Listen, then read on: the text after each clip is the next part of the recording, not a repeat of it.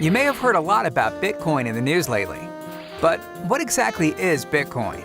Why does it matter? And why should you care? Well, it may be the best form of money the world has ever seen. It's digital money for a digital age, and it's the scarcest, most divisible, most transportable, most verifiable, and most recognizable form of money in history. How do we know this? Let's take a look at the evolution of money to find out. One day, around 25,000 years ago, a hunter killed a mammoth, and everyone in his village wanted some of the meat. As he began to give the meat to the villagers, he had to keep track of who he gave it to and how much he gave. For thousands of years, this was how people conducted trade. Since there was no ledger to track who owed what, everyone was forced to keep track of their own debts. But what if he could come up with some sort of ledger that kept track of who owed him and how much they owed?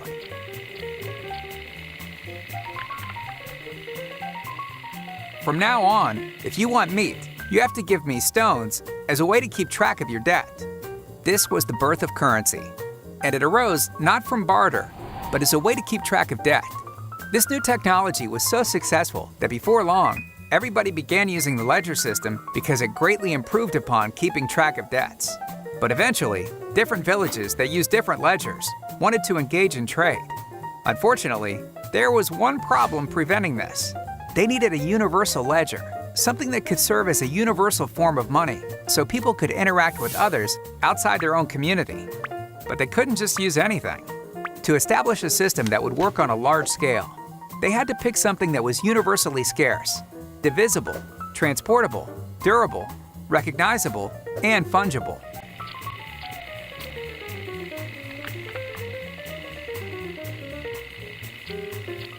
What about gold? Gold was almost perfect as a form of money. About 5,000 years ago, people began to develop an attitude about gold that has been passed down from generation to generation. This attitude was based on the fact that currency had some sort of intrinsic value. But the truth is, aside from gold serving as a universal ledger, it doesn't have any intrinsic value. This attitude continues today, and it's because of this attitude that people hoard gold, speculate in it, and wear it around their necks.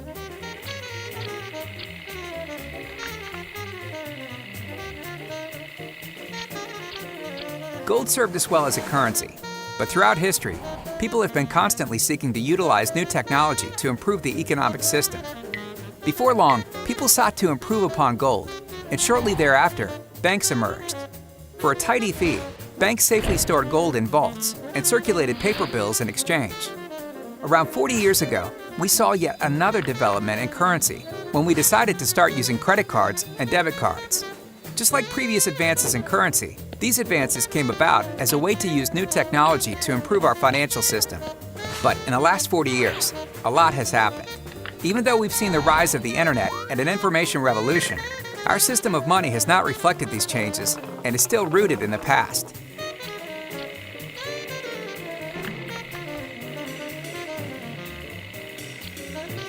Enter Bitcoin, the first form of truly digital money.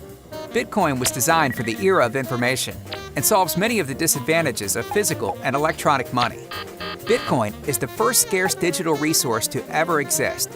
By design, there will never be more than 21 million Bitcoins. Bitcoin is divisible. One Bitcoin is made of 1 million bits. Bitcoin is frictionless.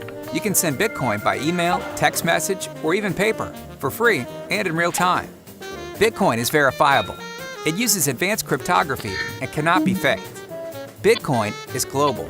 Like the internet, Bitcoin is decentralized. It's not controlled by anyone or any country. Bitcoin is open source. It does not have a single owner, but we all own it. There's a pervasive myth that money exists because the government creates and supports it. But as we've seen over the course of history, money exists because it serves a basic social need. For over 25,000 years, we've utilized the latest advances in technology to improve upon our system. And even though Bitcoin, credit cards, and paper bills are very different from the stones used as currency 25,000 years ago, today's money serves the same purpose as it has for thousands of years. It's a ledger that's used as a store of value, as a medium of exchange, and as a unit of account. Bitcoin may be the most important social experiment currently in existence. Over the next couple of decades, we may witness a phenomenal transformation where we abandon the gold standard after 5,000 years and replace it with Bitcoin. If this occurs, it could be the biggest transfer of wealth in the history of civilization and the biggest advancement in the democratization and access of money.